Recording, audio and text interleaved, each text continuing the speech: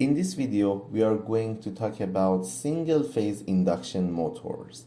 These kind of motors are very useful in electrical household appliances because usually in houses we only access to the single-phase power supply.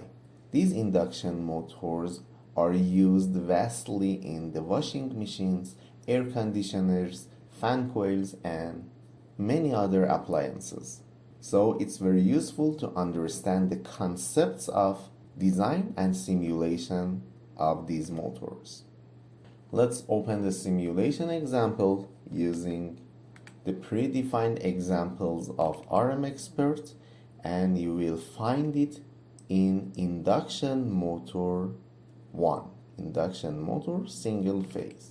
Open that and you will see this example that you can change everything, all the design parameters inside the motors.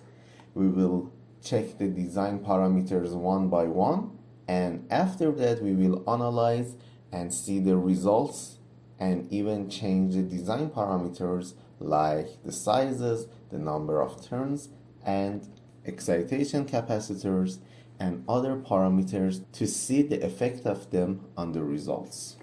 Let's start the simulation like the other machines by clicking on the machine setting. It is a single-phase induction motor with 2 poles. We can change the number of poles, but as usually these induction motors need to rotate around 3000 RPMs, so the number of poles as 2 is a good choice. We can have inner rotor or outer rotor just like the other motors. Let's first simulate the inner motor.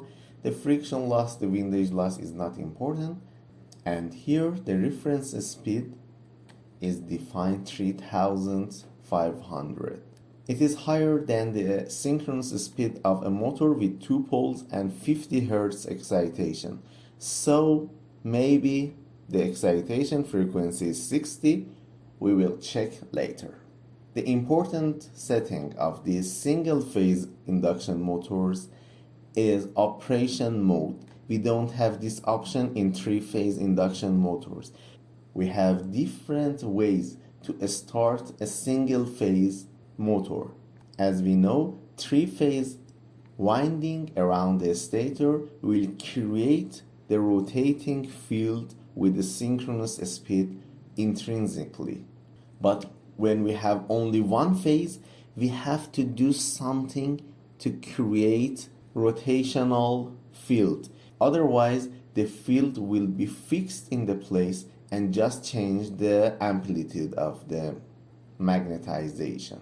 So for create a rotational field, so we create 2-phase machines with different topologies. Here we can have a capacitor run motor. The main coil will create the main field, and we have auxiliary winding that creates the second phase. This auxiliary winding is connected to the source with a series capacitor. The other way that we can start a motor, and you will see that in usually the air conditioners, we can have just capacitor for the start of the motor.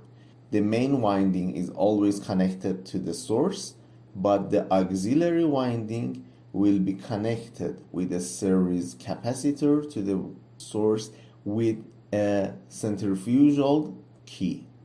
After the speed of the motor is near to the synchronous speed, this key will be opened and we will have only the main winding in the circuit. What is the difference between these 2 windings?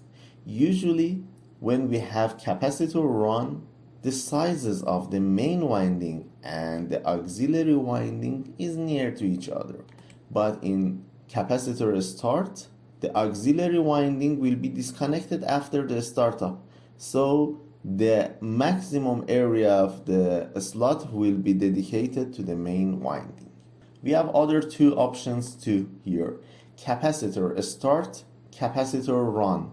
Here the auxiliary winding at the first has 2 capacitors parallel together, but after the speed of the rotor reach a dedicated amount, this capacitor start will be disconnected and the auxiliary winding will stay in the circuit with the capacitor run, with the capacitor that is always in the circuit.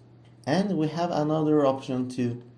We can eliminate the capacitor, and by just changing the resistance of the auxiliary winding in comparison with the main winding, we can create the phase shift between these two windings.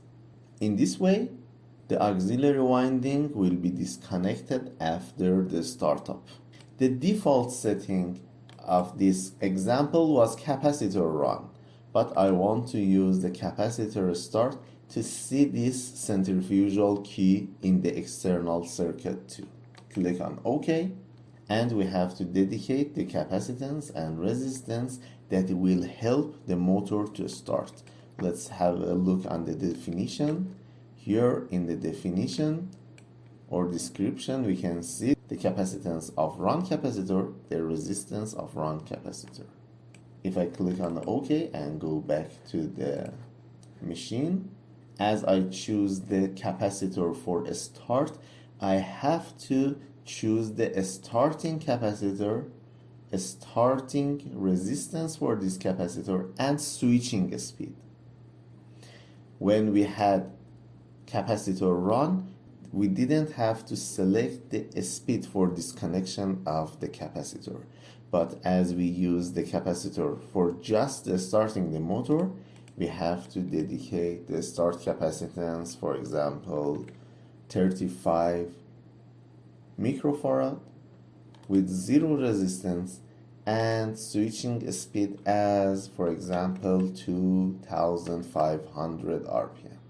We have another option here, objective type, that compare the starting torque with the nominal or maximum torque. Let's leave it in the default and click on OK. In the stator, as we saw in all the machines, three-phase induction motor, synchronous motor, PMS and motor, we have to dedicate the outer diameter, inner diameter, and lengths. They are common in all simulation. The steel type, the number of slot type, everything is the same with the other motors, but here we have another option for this single phase machine. Overall widths. As you can see, the outer diameter is 165 millimeter, but the over width is a bit smaller.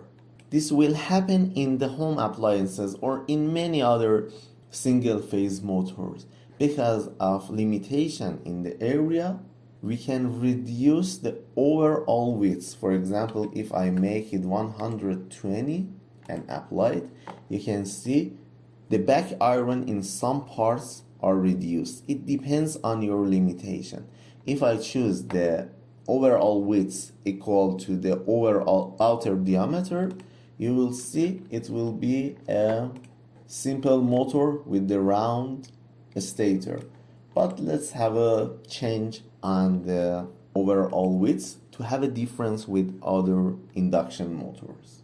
So the only parameter that is different with other machines is overall width in the stator part. Let's have a look on a slot. The slot parameters are exactly the same with the other machines. You have to choose these sizes in the slot parameters. Here we have two other tabs too, medium and small. In this type of machine, we can have some small slots and some medium slots, but I don't want to change the slot sizes. In your own practice simulations, please change this number of medium and small slots and report the results in the comment part. Click on OK, and let's have a look on the winding. In the winding setting, you can see we have two different phases for this machine. It's not a three-phase machine, but we know that we are simulating a single-phase induction motor. But why we have two phases? You remember we have a main winding and an auxiliary winding. The main winding is phase A, the auxiliary winding is phase B, and they have 90-degree phase shift in their slots. About the winding, we can select the liners of a slot, wedge thickness, limitation, fill factor, and winding layers and coil pitch. But we have other two tabs for the main winding, phase A, and for the auxiliary winding, phase B. We have to dedicate different sizes and number of strand and parallel branches and conductor per slot. If you have your own design, you can change this conductor per layer. But I found a very interesting thing. In the winding, it is dedicated as editor. The winding type is editor. You can see the number of turns for different coils are different from each other. For example, phase B has 40 conductors for this winding and only 12 conductor for the coil between the slot number 4 and slot number 9. Slot number 4 and slot number 9. This winding has only 12, the other is 23, the other is 33, and the other one is 40. So the number of turns are different in different slots. It's very important point in this design. I don't have enough experience in designing the single phase machines, but it's a very interesting point to design different number of turns for slots. If you have any reference for how to design these motors, please share it with the other students of this course. So let's finish the stator part and go to the rotor. The rotor of single phase machine with the three-phase machine is not very different. We have to select size, number of the stacking factor, and number of slots, the outer diameter and inner diameter like all the rotor types in the RMxprt, the material, and is it a cast rotor? Rotor squirrel cage is cast or not? We have to check or uncheck this box. For the slot, again we have sizes to be defined for this rotor slot, and in the winding we have to dedicate the material of the conductors of the slot and material of the end ring of the slots. The squirrel cage is created with some bars and end ring around them. So you have to select the conductor for these two parts and the sizes of the end ring. If we have any extension, what is the width and height of the end ring, and you can click on OK. Just like the other motors, in the analysis part we have to dedicate the general setting and excitation setting of this motor. In the general setting, we can see it's a motor with constant speed or constant load or constant torque load type. Let's leave it with the constant power. The rated power is more than 2 kilowatts, 2200 watts. The rated voltage is the rated voltage for single phase power supply in most of the power networks in countries, and the rated speed is 3500. So we can understand, of course, in the single phase excitation the frequency is 60 Hz. If it was 50 Hz, the rated speed will be 2900 or something around that. If you click on OK, you can analyze the simulation and get the initial results from the RMxprt. Let's first check the RMxprt results and then create a 2D model for simulating the finite element analysis. These results in the RMxprt are analytical results, and they are good to understand. They help us to understand the condition of the motor operation, but the accurate results can be only obtained with the finite element simulation. Let's create a rectangular plot about the input current and power factor and, for example, the efficiency and power. In the next video, we will discuss about the results.